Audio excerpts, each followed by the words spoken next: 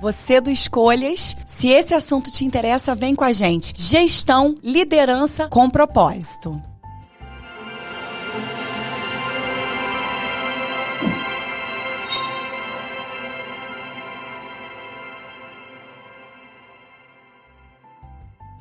Pessoal, esse episódio é patrocinado pelo Maria Prado Beauty, onde beleza, acolhimento tem o seu lugar especial. Vai lá conhecer. E também pela Atos Print Visual, onde a concretude das suas ideias, da sua ampla imaginação, elas tomam forma. Como essa garrafinha aqui, ó. E é claro, a Una Rio. A Una Rio tem um prazer enorme de estar anunciando pelo Escolhas, porque ela é uma escolha diária. Uma escolha da mulher que quer fazer um skincare, mas que não tem tempo. Mas que precisa usar um produto de qualidade, que deixa a sua pele com maciez, com um brilho especial. Vai lá no site da Una, vai lá no Instagram da Una e conheça as maravilhas dos produtos que eles oferecem. Olá, pessoal!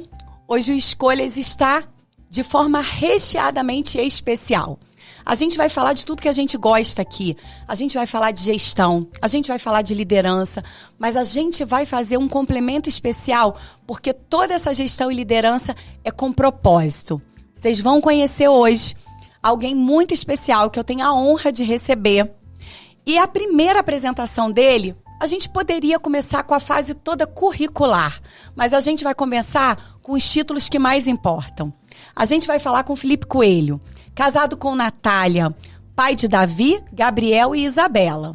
Também administrador pelo FRJ, MBA em gestão de projetos pela FGV, formou-se em programa executivo da Ohio University, possui certificações internacionais em inovação, governança corporativa e liderança. Atualmente é CEO do Grupo da FEL, segunda geração de um grupo varejista e atacadista de materiais de construção. Nos últimos 12 anos, liderou um programa de expansão de lojas, de formação de 2 indústrias de processamento de aço.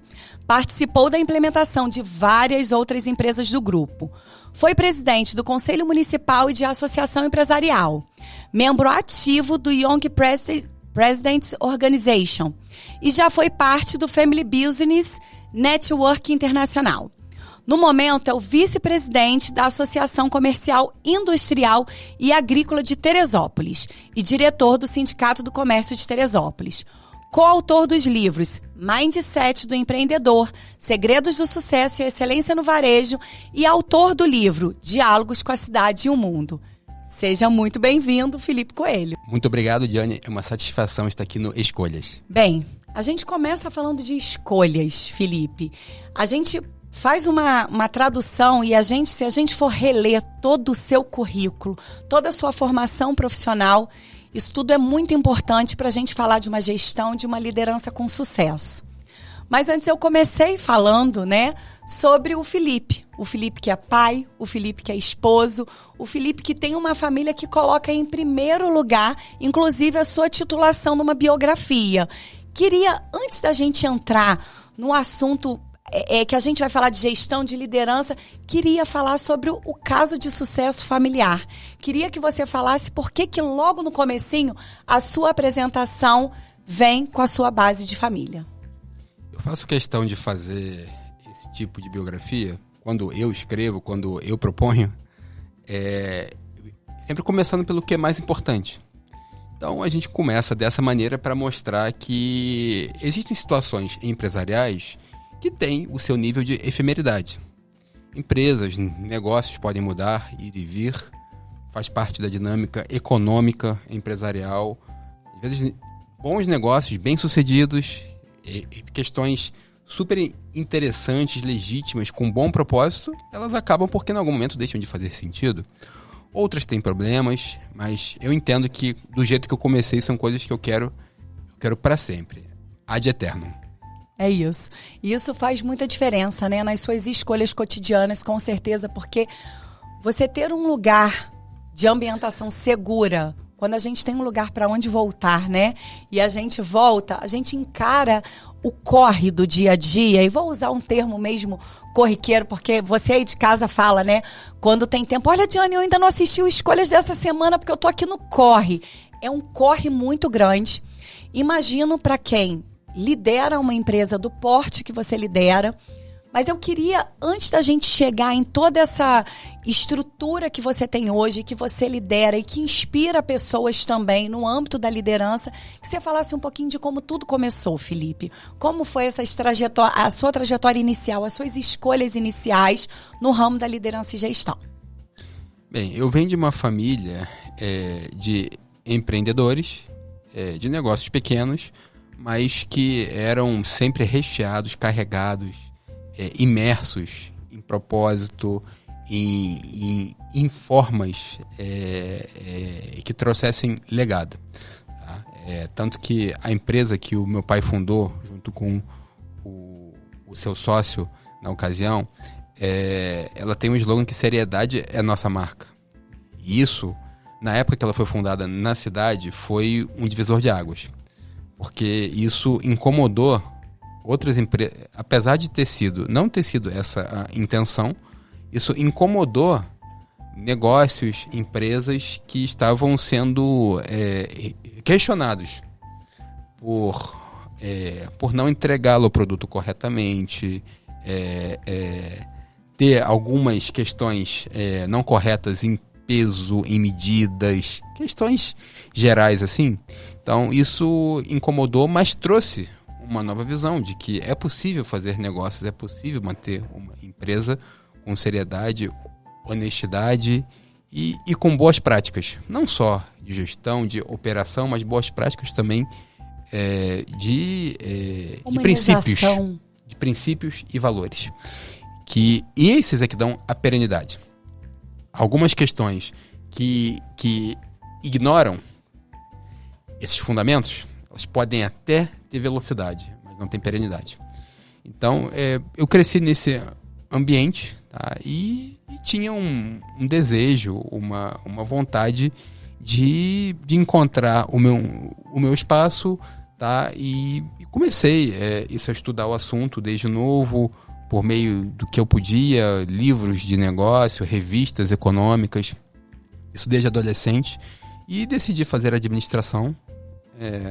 E aí cheguei num dilema, num dado momento, se eu voltava para o negócio familiar, que eu vi nascer, eu digo que eu, com 7 anos de idade, fazia saquinho de parafuso, chegava lá uns sacos grandes, a gente pegava uns saquinhos de sacolé para fazer centros. Tá? Então eu comecei aí também, ou se eu voltava ou se eu tentava fazer uma carreira executiva nas universidades de ponta, e eu estava tinham programas de trainee e de estágio em multinacionais, em questões que eram promissoras, mas eu acabei voltando. Tá? Os apelos também do meu pai foram relevantes. Tá? E aí então, desde então, eu decidi dar o meu melhor. Entendi que o que eu fazia tinha um propósito elevado, entendeu? E tinha uma repercussão também eterna, no meu ponto de vista, na minha crença. Então isso era importante, entendeu? Para conectar com isso tudo, e dei o meu melhor, e as coisas foram naturalmente desenvolvendo. Nunca parei de estudar, ainda continuo fazendo isso, e também não parei de me conectar com o que eu entendo que faz sentido, que se alinha, que tem aderência ao que nós acreditamos, seja em redes de networking, em parcerias, amizades, tudo que for para acrescentar e caminhar junto, não ser solitário num processo que é difícil. Tudo isso que eu falei é bonito para muita gente, mas é difícil demais no dia a dia. As escolhas que você faz a cada momento, muitas delas são sacrificiais, outras você abre mão, outras você perde para não negociar os seus valores e princípios. Mas essa é a tônica. Foi desse jeito. Na verdade, Felipe, toda grande decisão ela nasce de pequenas escolhas cotidianas. Sim. E imagino você, enquanto estudante, quando começou a sua formação profissional, você poderia desbravar o mundo através de uma visão não familiar, né? Talvez para fora dos negócios familiares. Mas em algum momento teve uma escolha, teve um apelo, e aí você pega toda essa sua formação profissional, né? que é contínua, foi o que você falou, não parei de estudar, não paro.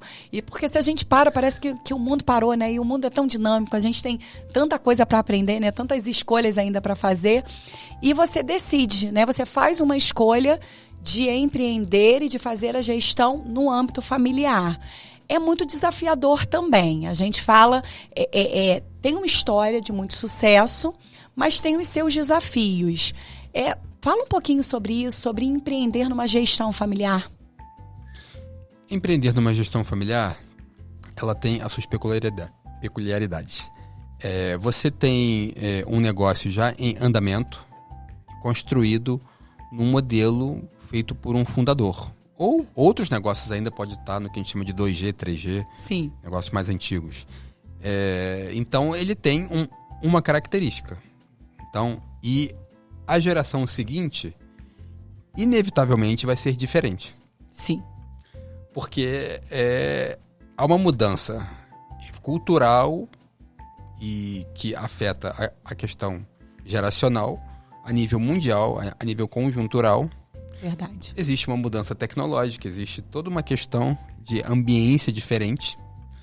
E, muitas vezes, uma geração que começa um negócio, um business, que começa uma atividade empreendedora, ela também tem um hábito, tem uma pegada, tem um veio de transformação. E ela acaba levando isso para a sua vida pessoal e ela forja uma geração diferente do que ele mesmo foi forjado. Sim. Então, já por aí já começa... Os desafios. Um desafio, já começa uma possibilidade de incompatibilidade. A grande questão, que eu sempre digo, é que essas cosmovisões, apesar de em alguns momentos serem antagônicas, as visões, os modelos mentais aplicados ao negócio, à realidade em questão, apesar de tão diferentes, e os conflitos vêm, e você tem as estatísticas que mostram uma realidade cruel. Pouquíssimas empresas passam para a segunda geração. Nossa, eu não sabia. Existem dados sobre isso. Tem dados sobre isso. Você tem aí... Bem, em primeiro lugar, no Brasil, você tem uma mortalidade de empresas gigante. Tá? 70%, 80%, dependendo do instituto que mede e como Sim. mede, diz que não passa de 5 anos, 70% a 80%. Então, como é que vai passar de geração, que você está falando de 20 anos, Você não chega nem sobreviver, né? Não consegue nem sobreviver no curto prazo. Então, a mortalidade de empresas já é muito alta na realidade brasileira. E você tem um grande número de empreendedorismo por necessidade, não por vocação. Daí surge o desafio gigante de preparar esses empreendedores que começaram com uma necessidade ou com uma dor, com um hobby, com uma renda extra, que se torna um negócio. Mas juntando essas duas coisas, você tem também esse problema do conflito de gerações. Então, você tem aí 10 ou 5% que passa para a segunda geração. Tá? É muito pouco. Tá? Quando se fala em terceira, você está falando de 3% em alguns casos. Tá? E assim, você vai tendo uma cauda longa que você lista numa lista de 10 as empresas nacionais que tem alguma expressão. Claro, você pode ter um micronegócio que já está 5, 6 gerações funcionando. Esses a gente não tem muita notícia, eles nem aparecem. Empresas que são mas empresas que têm mensuráveis, né? Que tem destaque. Você tem aí uma lista de 15, 20. Quando você fala em quarta, quinta geração, você vai caindo para meia dúzia. E aí você vai chegando a um funil muito estreito. Até a empresa mais antiga do Brasil, que é super desconhecida, mas é muito discutida em meios acadêmicos e científicos, que é a Cedro Cachoeira. Você conhece a Cedro Cachoeira? Não. Tá. Muita gente se surpreende, mas você pega nas etiquetas de roupa de cama, tem lá nos mais... Alguns novos também, algumas marcas auxiliares da Cedro Cachoeira. É uma empresa feita na época do imperador familiar, feita para atender a família real. Existem casos? Tem, mas nessa situação é um. Mas você pega numa realidade europeia e alguns países orientais, não é tão incomum assim. Uhum. Tem uma cultura que favorece, tá, a transferência entre gerações. Aqui nós temos uma dificuldade com isso por causa desses conflitos. Tá? Então a estatística mostra que há dificuldade e voltando para a questão do que pereniza, o grande pulo do gato é o seguinte, é dar um passo para trás, um leve passo para trás e entender. A geração atual, que é a nova, ela traz inovação, traz energia, novidades.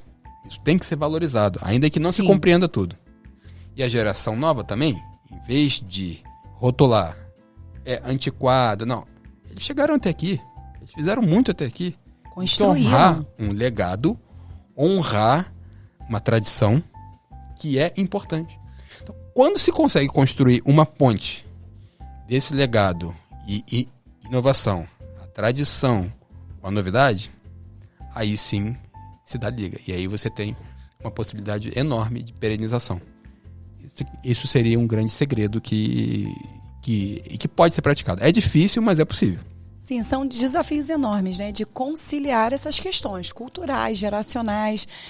Quem ainda está empreendendo e está no começo, né, do seu empreendimento e que tem família, a gente tem tantas dificuldades geracionais na criação dos nossos filhos. Aí começam todos os debates da geração Z, milênio. E a gente tem tanta dificuldade, às vezes, para comunicar. Imagina gerenciar, né? E você trabalhar gestão de pessoas, gestão de marketing, às vezes até uma entrega do produto, mas sempre funcionou dessa maneira, a gente sempre fez dessa forma, como inserir novas tecnologias. Imagino que os desafios sejam muito grandes, mas a gente tem a Dafel, que é uma empresa de muito sucesso, e a gente sabe que dá certo. Com muito trabalho, com muito estudo, com muita resiliência, eu acho que com muita característica de servir também, né? Eu acho que a característica em servir, ela permeia toda essa questão para que a gestão ela seja de fato de sucesso.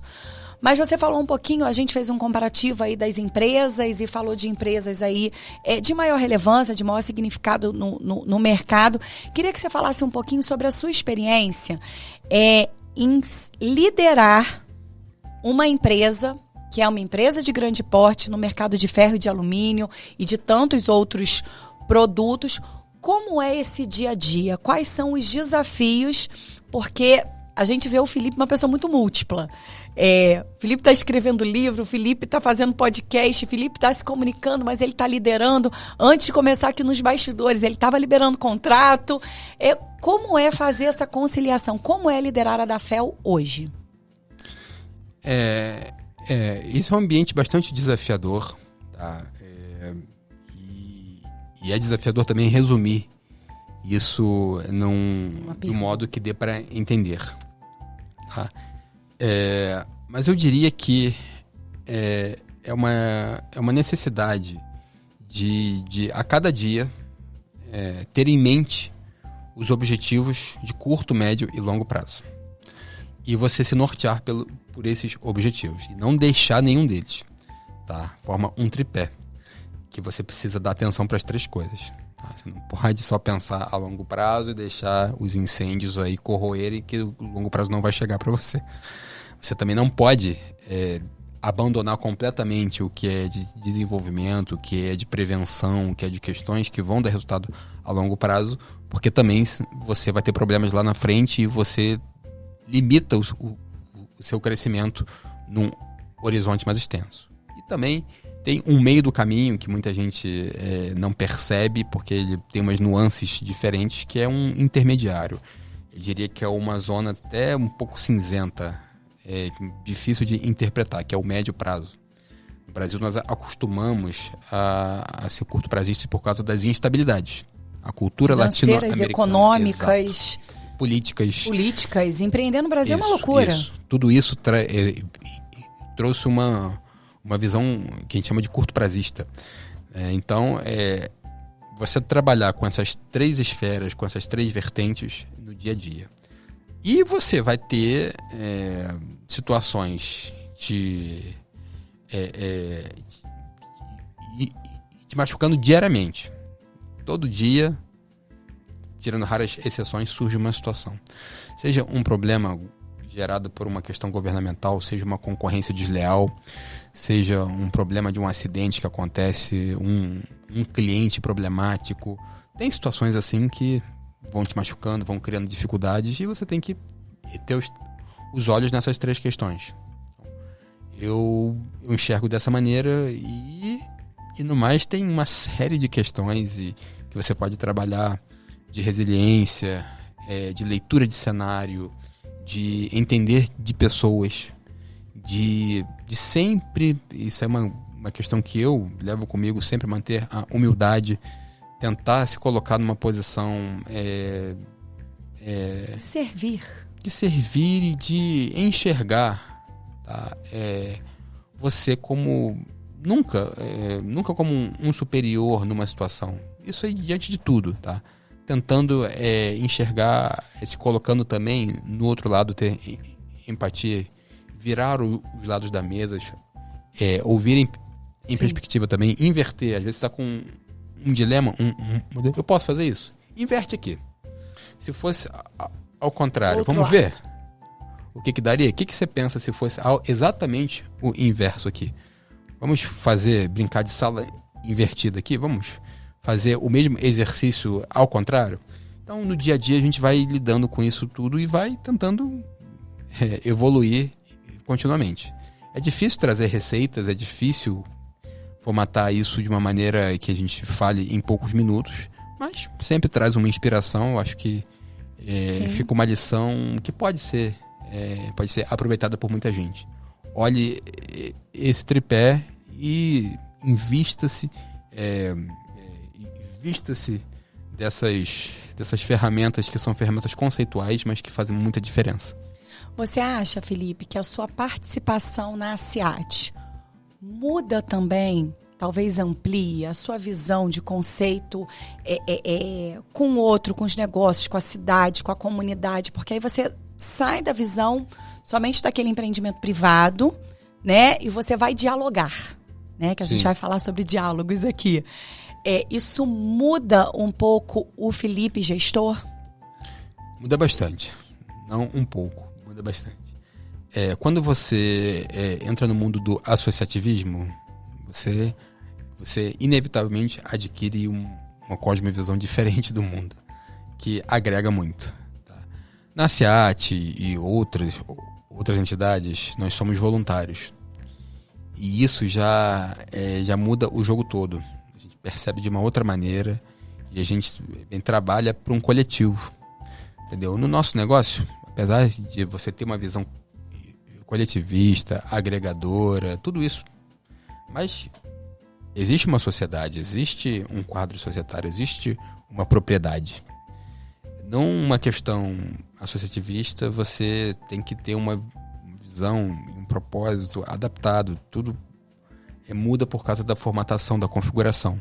Então isso te leva a ter que trocar as lentes, e esse exercício é muito positivo.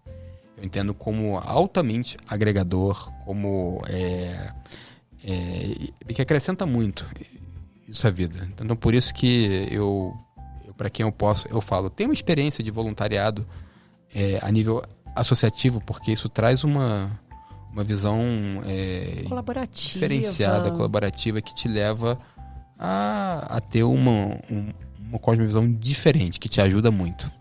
É quando você entende que você não cresce sozinho. Eu acho que tem essa... sai daquela visão, acredito que mesquinha, a gente pode falar, né? Lá do começo, quando a Dafel foi criada, fomos criados, falamos sobre seriedade, e isso incomodou a concorrência, que não estava...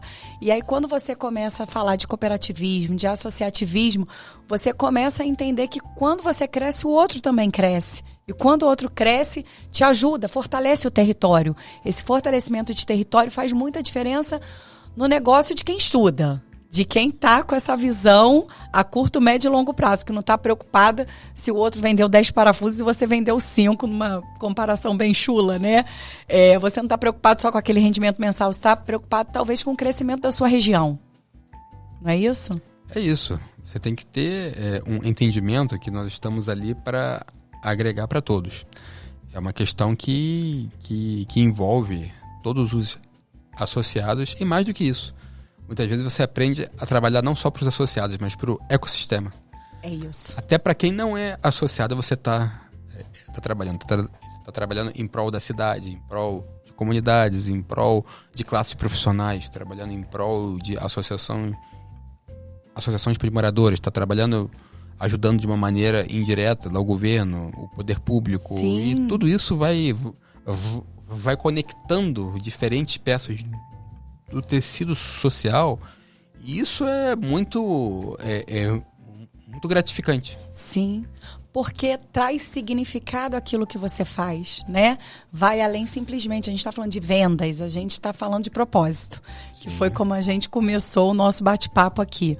Felipe, chamou minha atenção, fazendo uma pesquisa no site da Dafel e olhando, tudo chamou minha atenção. Eu sou assistente social por formação, né? Então, o meu investimento, o meu olhar para pessoas é um olhar que foi trabalhado, né, ao longo aí desses mais de 20 anos de formação.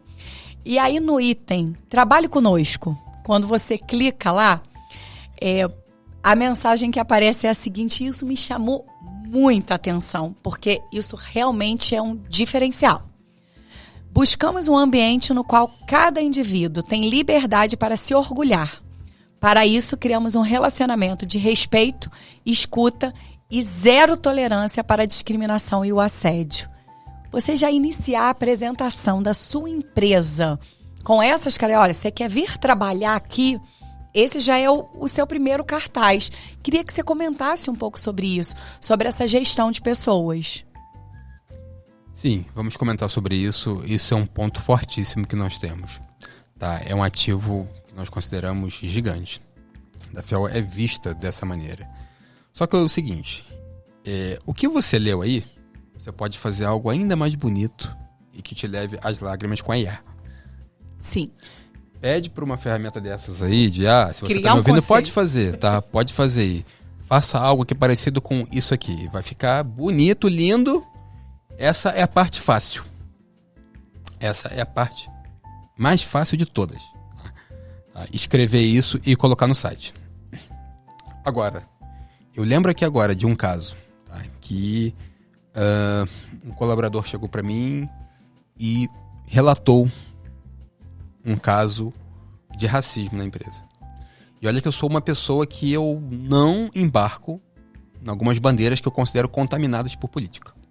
Tá? Sim. Mas a igualdade racial, como eu falei no dia lá, como Deus nos criou todos iguais, para mim é importantíssima. Cheguei para a pessoa que falou de uma maneira errada, por causa de um conflito que às vezes acontece mesmo de carregamento, e eu falei, olha, nós não podemos tolerar isso aqui, mas vamos conversar, a gente pode corrigir isso, sempre nessa linha. E a pessoa falou assim, não, mas eu não quero ser corrigido disso, isso é assim. Eu falei, então você está fora da empresa agora. É muito difícil nós fazermos demissão sumária, tá? Mas para nós era muito ruim do ponto de vista operacional fazer aquilo. Poderia esperar um pouquinho, poderia segurar, Sim. tentar manejar, esperar Mediar. pelo menos acabar de carregar, ou esperar um dia, 2, uma semana, começar uma seleção. Não, a gente quis dar um recado claro sobre isso. Lembro de outro episódio, tá?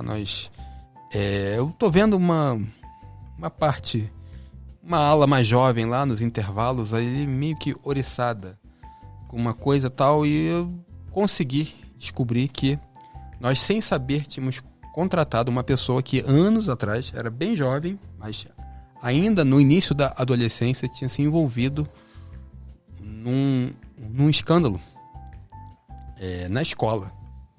Quando estava começando câmera de celular, vazou um vídeo ali do banheiro do colégio, uma questão bem complicada. Eu rapidamente fui fazer uma pesquisa, tá? Eu não sabia, não me interessou tanto saber sobre aquele caso, mas a garotada sabia, né? Mais que eram bem contemporâneos na época de escola, que o vídeo rodou, começou essa história de Bluetooth, e foi um auê. Eu ouvi falar, mas tinha poucas informações. Procurei e vi que tinha uma ação do Ministério Público para proteger aquela jovem, na ocasião. Tá? E eu reuni a turma e falei, olha, entendi o que aconteceu. Eu não quero absolutamente nenhum comentário sobre isso. Não quero nenhum compartilhar de vídeo. Não posso controlar o que vocês fazem em casa. Só que é o seguinte, eu conheço várias pessoas aqui que dizem professar uma fé. Seja cristã ou não, não importa.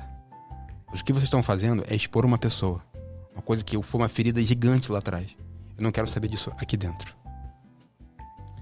Essas questões assim, que às vezes são difíceis, tem que encarar, que fazem com que isso que está escrito aí, eu posso dizer, isso é verdade. Não foi IA. Para mim é fácil falar. Ou se alguém usou uma IA para corrigir, para melhorar um pouquinho, tudo bem. Ok. Claro que nós validamos, tá? Acredito que não. Mas se usou para corrigir, como já muita coisa se usa para você melhorar, sim, a perfeição, posso dizer. É verdade. E mais, eu falo para muita gente. Você tem liberdade de ir perguntar para as pessoas. Seja no ambiente de trabalho ou fora dele. Pessoas que trabalham conosco ou que já trabalharam. Nós temos erros e falhas. A grande questão é não fugir quando você descobre que tem um erro e uma falha. A grande questão é essa. Assumir e tratar. Tentar melhorar. Isso é que muda o jogo completamente.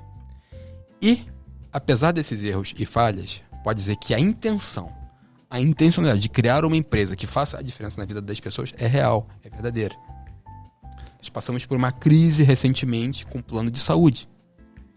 Há um problema. E eu falei com as pessoas, fiz vídeos, mandamos para todas as unidades, fizemos vários instrumentos de comunicação. São quantas unidades, Felipe? 16. Eu cheguei para as pessoas e falei, olha, há um problema com planos de saúde que não é nosso. É um problema de saúde mundial. De custo de saúde. Quem absorve isso? Há uma fricção entre as partes envolvidas. E o plano aqui está passando por uma crise. Nós temos plano há mais de 20 anos. Um plano dado para os funcionários há mais de 20 anos. Coisas que nossos concorrentes, vários deles eu posso listar mentalmente, sei que não fazem. E fazem isso faz uma grande diferença. E outras coisas uma competitiva. Não, mas para eles, alguma estrutura de custo mais enxuta torna-os mais competitivos. Sim. É um dilema difícil. Mas enfim. E nós colocamos com muita transparência. Esses problemas aqui que estão acontecendo não são nossos. E o que a gente vai fazer? Ouvir as partes, trabalhar. Foi um processo desgastante. Gestão de crise. Mas saímos fortalecidos disso. Entendeu? Quando estourou a pandemia, os fundadores da empresa não estavam nem no Brasil. E então eu fiz um vídeo com todos os funcionários e falei, olha, não sei o que vai acontecer. Eu só posso garantir o seguinte, daqui a um tempo nós vamos sair maiores do que entramos. Pode escrever isso. Tá? E vamos lidar. Vou ter que colocar primeiro todo mundo de férias, depois vem suspensão de contrato aí. Acabou que o cenário foi até diferente para a construção civil. Não imediatamente, mas logo... Teve um boom, depois, né? Aconteceu algumas... Não foi um boom de tudo, mas sim. Vários nichos, sim. Então, esse dia a dia de escolher, como a gente está falando de escolhas, aqui está na caneca, está na tela aqui, essa escolha de escolher para que isso seja verdade, é que às vezes você tem que pagar um preço, às vezes você tem que abrir mão, e estando certo, abrir mão de um embate com um colaborador, cedendo, ou então permitindo-se até ter um dano, ser lesado numa situação, mas preferir escolher isso. E isso aí não é fácil, tá? Não estou falando aí de ser masoquista, mas estou falando de fazer escolhas difíceis. E às vezes você escolher o longo prazo do que, não, isso aqui não, eu tenho direito, eu vou exigir. Isso aqui não, isso aqui eu não vou ceder nada, isso aqui eu não preciso fazer, não é minha obrigação. Então, tem várias situações assim. Então, a gente segue nessa linha. Então, você pode ir aqui em Teresópolis, para quem quiser, Estrada da Prata, 1489, no Bom Retiro, Presidente Luiz Meirelles, 1909, pode ir lá e pergunta. Quando eu faço alguma palestra, qualquer evento, eu digo, é muito fácil ver alguém que você nunca viu, não sabe, até uma estrela, você não sabe como é que é o dia a dia da pessoa. Aqui eu dou os endereços para quem quiser, vai lá e pergunta se é verdade, pode ir. Felipe, eu vou aproveitar e vou fazer... Tem nada combinado, tá, gente? Porque aqui, você que conhece o Escolhas, você sabe que a gente trabalha com muita verdade. Até os nossos patrocinadores que chegam aqui, sabe que chegam chegam trabalhando com verdade. Eu já conheci o Felipe, já conhecia a esposa dele, de um ambiente em que eu não fazia a mínima ideia nem com o que vocês trabalhavam, né? Aquele ambiente de igreja, ambiente que a gente está ali servindo, né? E os negócios, tudo isso é realmente deixado, né? Num outro plano, num outro lugar. E é engraçado, e aí eu vou falar um testemunho mesmo aqui de algo que eu vivi. Tem aproximadamente 1 ano, entrou um pitbull na minha casa, de algum vizinho que fugiu. Moro num terreno que tem um terreno muito aberto, né? Muitas árvores, tudo muito aberto. E a gente nunca tinha tido nenhum episódio como esse. E entrou um pitbull na minha casa, eu estava sozinha com as crianças, eu estava no quintal, consegui correr para dentro. E eu olhei e falei assim, sai daí. O cachorro não saía, o cachorro muito, parecia acostumado, inclusive ambientado, mas se entrava à noite. E aí eu tive que resolver um problema, liguei para o meu esposo que não estava em casa, falei assim, amor, entrou um pitbull aqui em casa, fiquei preocupada com as crianças, estou preocupada de sair para conseguir até entrar no carro, eu não sei se ele ainda continua no quintal, mas enfim, conseguimos averiguar, ele conseguiu sair, entrei no carro e aí pedi indicação na cidade, eu tô aqui há 5 anos, vocês aí de casa sabem, e pedi indicação de onde eu poderia comprar o material, porque eu tinha que cercar o terreno todo de forma muito rápida e que precisava de um material rápido. E aí os vizinhos indicaram, vai na Dafel que você vai conseguir resolver o seu problema. Fui na Dafel, contei o meu caso triste pro funcionário, porque o funcionário olhou para mim e falou assim, nossa, mas o carregamento já aconteceu, agora eu só consigo levar, não conseguiria levar naquele dia, eu tinha conseguido uma pessoa para poder fazer a instalação. Felipe, vou te dizer, eu não me recordo o nome do funcionário aqui, isso tem aproximadamente 1 ano, mas era porque eu cheguei em casa, elogiando a empresa, da forma como aquele funcionário me atendeu, resolveu o problema. E aí eu falo isso muito das características locais da cidade. A gente ainda tem empresas aqui que realmente se preocupam, né? Quando a gente chega com um problema, você não é só mais um cliente. E ele poderia dizer, olha, volta amanhã, a gente só vai conseguir resolver isso. Ele conseguiu resolver para que aquela mercadoria, era uma mercadoria grande, de um terreno grande para poder cercar todo ele com os tapumes e todo o material que precisava.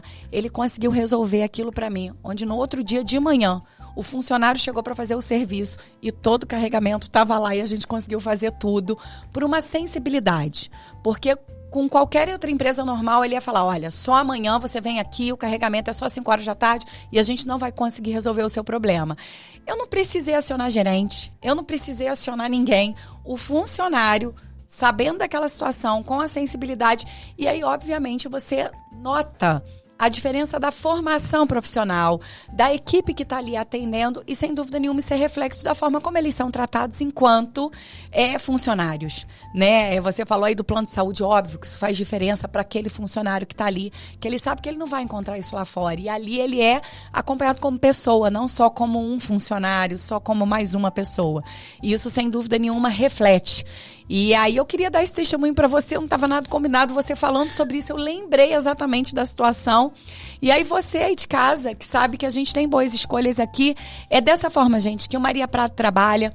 É quando você chega lá, você às vezes quer só fazer uma unha, mas a pessoa, você chega lá, a pessoa identifica que você tá tristinha, que você passou um dia corrido, que você talvez precise de mais um serviço, que você precisa de um café, de um bolo. E esse é o ambiente, né, acolhedor que você encontra no Maria Prado, né? Cada escolha que a gente faz, quando a gente pensa em um produto, na entrega de um produto, de um adesivo, de uma etiqueta, a gente tem aqui o Escolhas, e no Escolhas a gente vê os nossos copinhos aqui, todo produto de qualidade. Então a gente orienta você, né, que procure os nossos patrocinadores, que estejam junto com a gente, porque com certeza são boas escolhas e bom tratamento, é um bom tratamento que você vai encontrar em todas elas. Mas agora, Felipe, eu já fiz o nosso merchan aqui, com o seu, sem nada combinado, realmente um testemunho do que a gente viveu. Isso tudo tem extrapolado muito na sua vida. A sua gestão extrapola muito a gestão empresarial. E você tem um compromisso e uma preocupação em estar dialogando com a cidade, em estar dialogando além. E a gente queria falar um pouquinho desse diálogo com a cidade, com o mundo. O que te motivou, Felipe, a organizar? Foi uma escolha ou você foi escolhido, né, para que fizesse essa organização do seu livro? E queria que você falasse um pouco sobre ele. Sim. O que eu vou falar é o que eu sempre isso para introduzir quando me perguntam, mas como que surgiu essa ideia? E desperta uma curiosidade, como que saiu, de onde veio isso? Eu costumo dizer que foi uma questão despretensiosa. É claro que eu sempre gostei de ler, de escrever, tanto que eu fui coautor de alguns livros antes disso, é uma experiência que eu sempre gostei. Tinha uma intenção a nível de sonho, que ainda não tinha se tornado um objetivo. Eu pretendia deixar isso um pouco mais para frente, numa fase até um pouco mais madura, talvez com filhos já um pouco mais avançados de idade, mas começou despretensiosamente quando eu assumi a presidência da Associação Comercial. E me pediram para a gente divulgar, a gente começar a fazer um trabalho mais, enfim, que aparecesse, não aparecesse por uma vaidade ou que aparecesse por uma questão fútil, mas Sim. que aparecesse para a gente poder comunicar o que nós acreditamos, para a associação botar a cara e dizer, nós estamos aqui para isso. Então surgiram várias ideias, começamos a fazer um podcast similar a esse, começamos a fazer o Minuto ACIAT e tal, e aí surgiu uma ideia, um convite para eu escrever uma coluna no jornal. Então eu conversando com o dono do jornal, tá bom, eu escrevo uma coluna semanal, vai sair no jornal impresso e no online, que hoje ele é mais utilizado. Sim. Online, e aos sábados eu falei assim, tá, vocês querem que eu fale sobre o quê? Alguma coisa? Não, fica à vontade, escreve sobre o que você quiser. Te deram liberdade. Deram liberdade. Eu falei, tá bom, eu gosto disso. Eu gosto dessa abordagem mais eclética, mais inspirativa, sem estar preso a uma temática só. Sim, sim. Então, estávamos na pandemia, começamos a falar sobre isso, começamos a dialogar sobre questões. E dialogar, que eu digo, eu estava escrevendo, mas às vezes eu pedia no texto, tá? Fale conosco, mande uma mensagem. O que você pensa sobre isso? E era um jornal impresso, não tem essa pegada. Sim. Quando você com as pessoas, esses blogueiros, esses influenciadores, comente aqui, fale, tal. É até uma estratégia para dar gerar engajamento, para dar fluxo, para dar tráfego, para dar um monte de questões que a gente sabe aí. Mas minha intenção não era essa, minha intenção era entender o que as pessoas estavam pensando, não só eu dizer o que eu penso, mas também entender, até porque eu me considerava um jovem presidente. Falei, olha, tem pessoas muito mais experientes que eu que poderiam estar assumindo isso. Por que eu? Até perguntei isso. Por que estão me indicando para isso? Então, nesse contexto, eu quero ouvir, eu quero entender. Fiz várias visitas e tal, mas assim, aí a coisa começou a fluir, a acontecer. O retorno foi maior do que eu esperava, as pessoas me falando, às vezes na rua me puxavam pelo braço, eu li o teu artigo sobre isso, quero falar sobre isso. Olha que bacana. Aí começou a virar não só uma coluna de jornal, mas um diálogo com a cidade. Sim. Comecei a escrever em tema carta aberta, comecei a dar asas à imaginação, comecei a botar proposta e críticas, mas também elogios.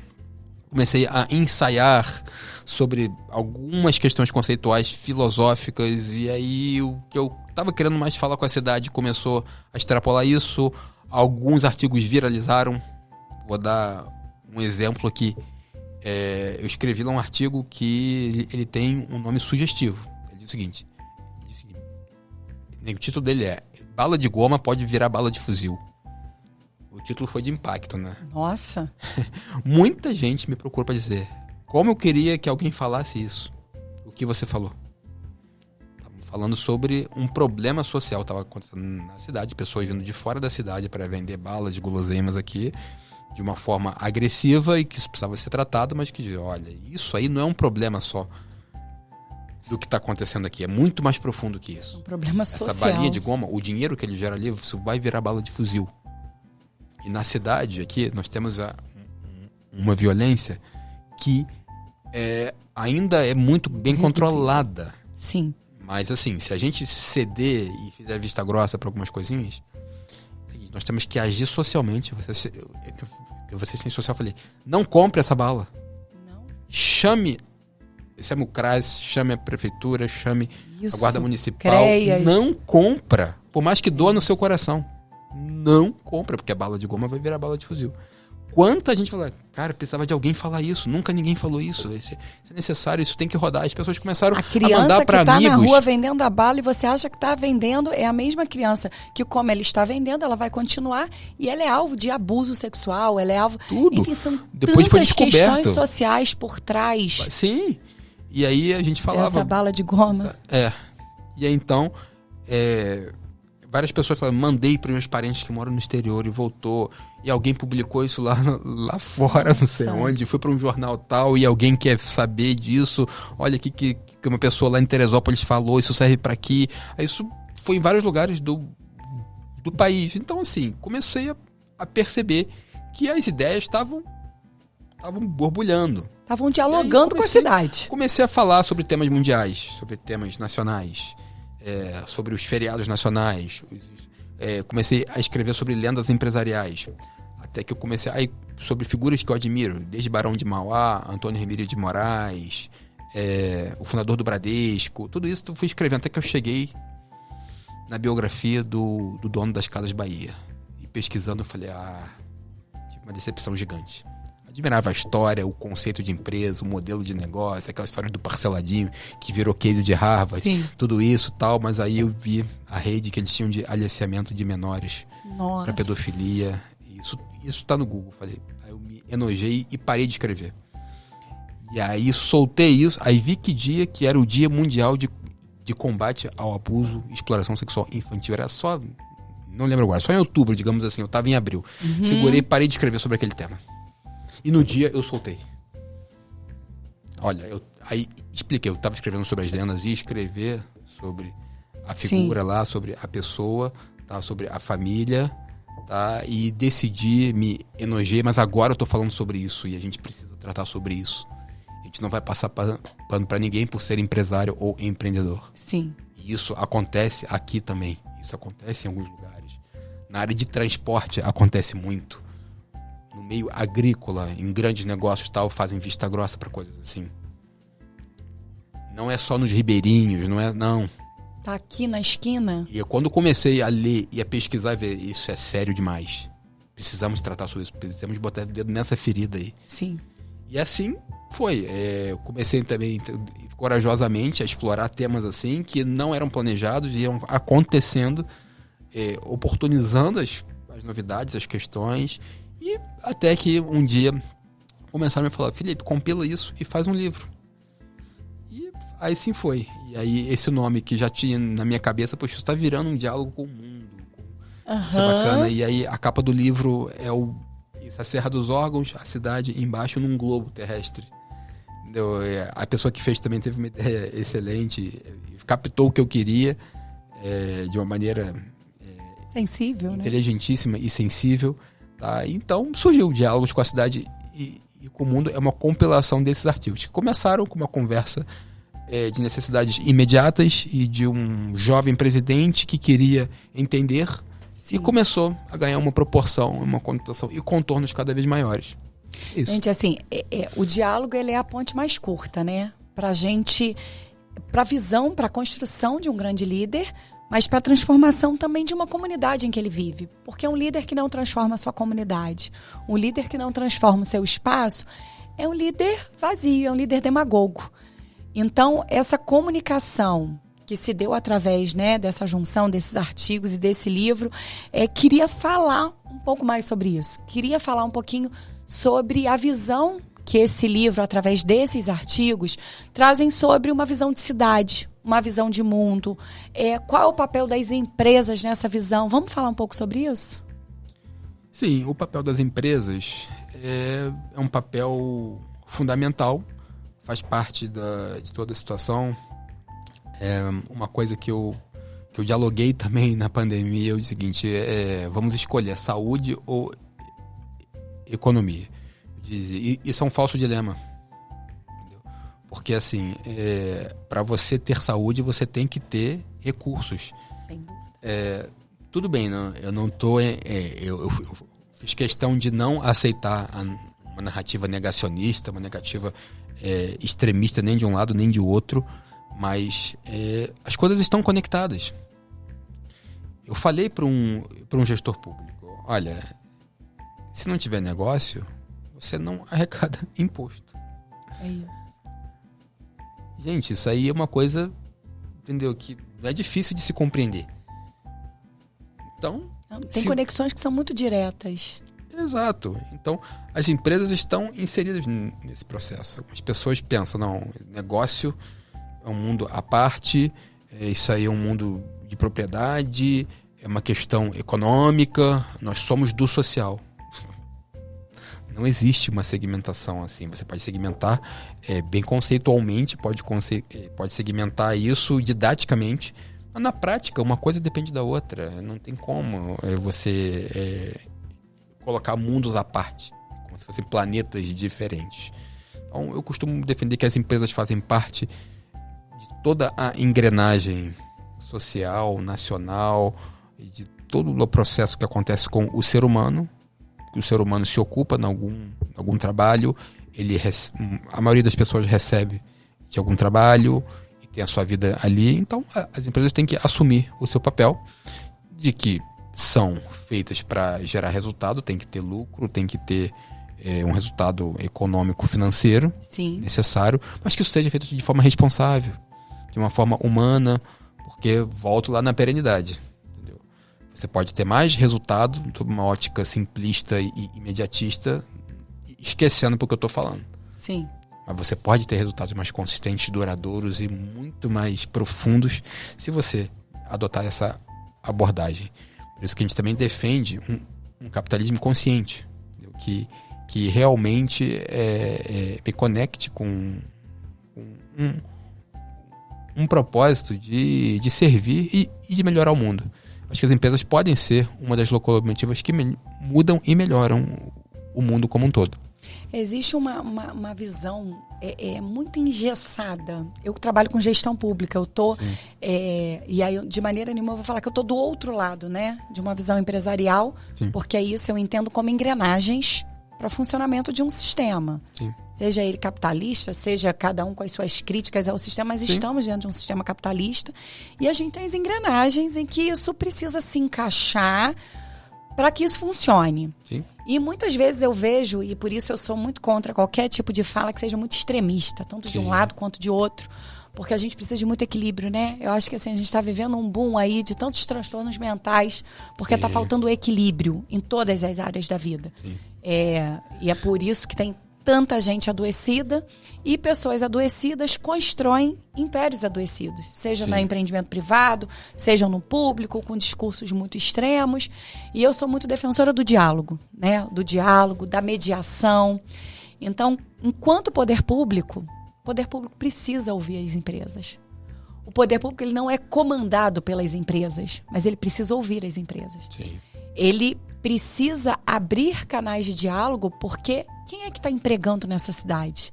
Né? Que empresas são essas? De que forma elas têm empregado? E aí a gente vai falar de cota de jovem aprendiz. A gente tem tantas coisas do âmbito público e de legislação que precisam ser aplicadas, mas o poder público pouco dialoga, né, com as empresas privadas, a não ser aquelas que tenham interesses diretos. Se não tiver interesse direto, eu não dialogo e eu não ouço, eu não atendo, aí começa a oferecer serviços públicos que não têm qualidade e que não alcançam, às vezes, aquele seu funcionário que precisa usar um serviço. Você falou da FEL, que oferece o plano de saúde, que mesmo tendo passado por uma crise, que foi uma crise que o Brasil está passando com todas as operadoras de saúde, mas aquele, por exemplo, que não oferece e que precisa do sistema público funcionando e com qualidade.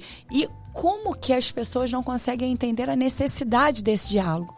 Como que as pessoas não conseguem entender que aquela pessoa que está dormindo na esquina da sua casa, ela é um problema daquela empresa, ela é um problema daquele vizinho, é um ecossistema todo, né, que tem possibilitado que aquela pessoa esteja na rua da cidade, no frio, na chuva. E essa conexão que você faz, Felipe, né, dos diálogos, eu queria saber se na sua vida pessoal, agora o Felipe, né, com projeto de mundo, com projetos talvez sociais, você vislumbra projetos e causas talvez que você possa apoiar um pouco mais à frente? Olha, eu costumo dizer que eu tenho muita consciência da minha missão. Gente, deixa eu dar uma pausa rapidinho aqui para falar algo muito importante para vocês. Pessoal, esse episódio é patrocinado pelo Maria Prado Beauty, onde beleza, acolhimento tem o seu lugar especial. Vai lá conhecer. E também pela Atos Print Visual, onde a concretude das suas ideias, da sua ampla imaginação, elas tomam forma. Como essa garrafinha aqui, ó. E é claro, a Una Rio. A Una Rio tem um prazer enorme de estar anunciando pelo Escolhas, porque ela é uma escolha diária. Uma escolha da mulher que quer fazer um skincare, mas que não tem tempo. Mas que precisa usar um produto de qualidade, que deixa a sua pele com maciez, com um brilho especial. Vai lá no site da Una, vai lá no Instagram da Una e conheça as maravilhas dos produtos que eles oferecem. Então, a minha missão no momento é exatamente o que eu estou fazendo, que você me vê fazendo.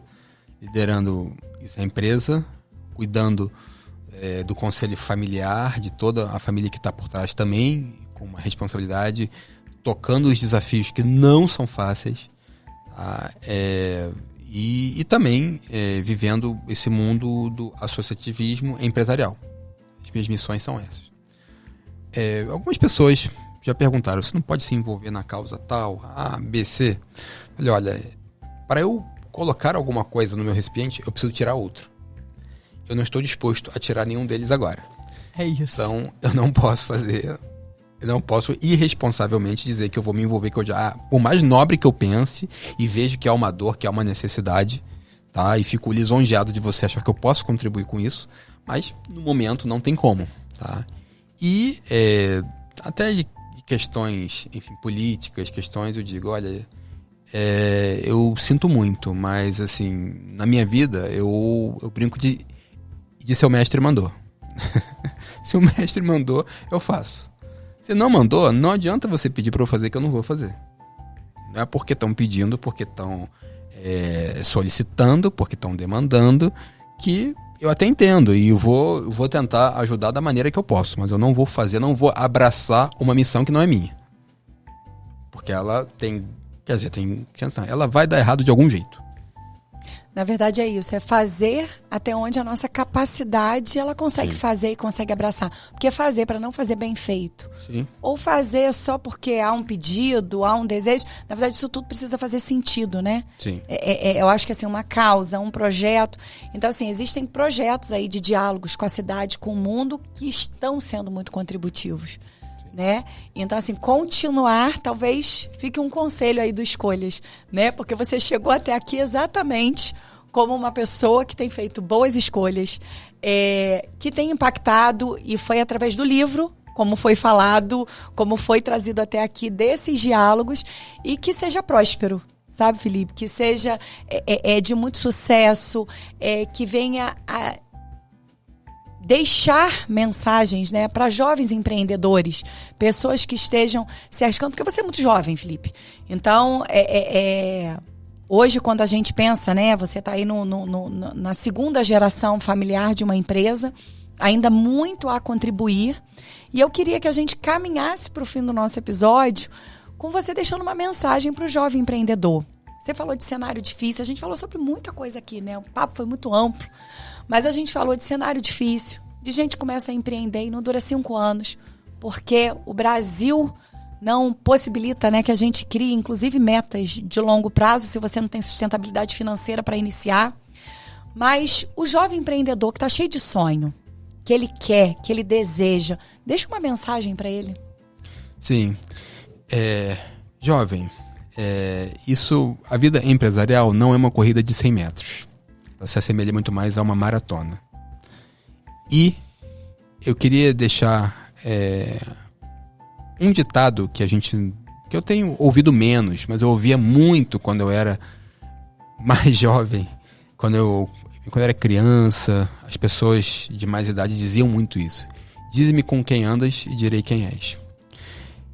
Se eu pudesse deixar só um conselho aqui, a gente poderia deixar vários, mas a caminhada não tem que ser solitária. E você tem que escolher muito bem com quem você vai caminhar. Seja com colaboradores, sócios, apoiadores, mentores, parceiros, em muitos casos até clientes. Sabe discernir quem deve ser e quem não deve ser. estratégia é seleção. Falta de estratégia é reação. Então selecione o que você vai fazer, com quem você vai caminhar. E procure pessoas para você se conectar que sejam aderentes, que sejam o modelo do que você quer ser, não o que você é hoje somente.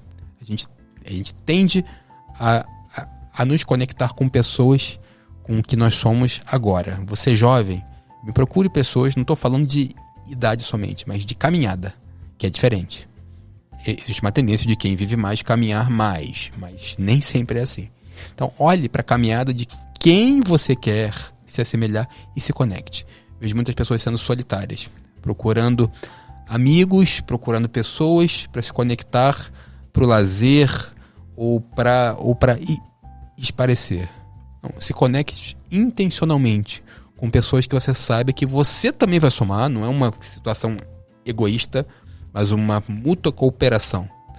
Ande junto com alguém e escolha bem com quem você vai caminhar. Gente, depois dessa mensagem muito reflexiva, você aí de casa com certeza que tem acompanhado Escolhas, sabe que a gente aqui fala de conexão. A gente fala, e o Felipe eu acho que traduziu, né? Nossa, eu ouvia muito isso quando eu era pequena. Diga-me com quem andas, que eu te direi quem és. E como isso faz sentido na nossa maturidade, depois de um tempo. Às vezes, mais novo, a gente tem dificuldade de entender isso. A gente acha, posso andar com todo mundo que ninguém me influencia. E, na verdade, quando a gente faz isso e a gente escolhe de forma intencional, né, se relacionar, a gente sabe que tem uma ausência de modelos e padrões a serem seguidos, né? A gente está numa ausência de referenciais que você olha e você fala assim, nossa, eu admiro, eu queria chegar até ali. Mas ainda existe, gente, ainda existe. É raro, mas existe. Faça isso de forma intencional. Obrigado por estar aqui no Escolhas. Felipe, muito obrigado por esse bate-papo prazeroso. Eu acho que de muito aprendizado, tanto na área da gestão, como o diálogo com a cidade, com o mundo. Você aí de casa, que ainda não tem o livro, eu tô aguardando, o meu tá chegando. Mas aqui embaixo a gente vai deixar o link, né, para você obter o livro, para poder conhecer um pouquinho desses diálogos aí que ele tratou aqui, deu uma palhinha pra gente. Então, se conecta com a gente. Façam boas escolhas. Felipe, muito obrigado pela sua presença aqui hoje. Eu que agradeço, foi uma satisfação muito grande estar aqui. E que todos façamos boas escolhas. É isso aí. Pessoal, um agradecimento especial, Maria Prado Beauty, Una Rio e Atos Print Visual por esse patrocínio e por esse episódio. Um abraço para vocês.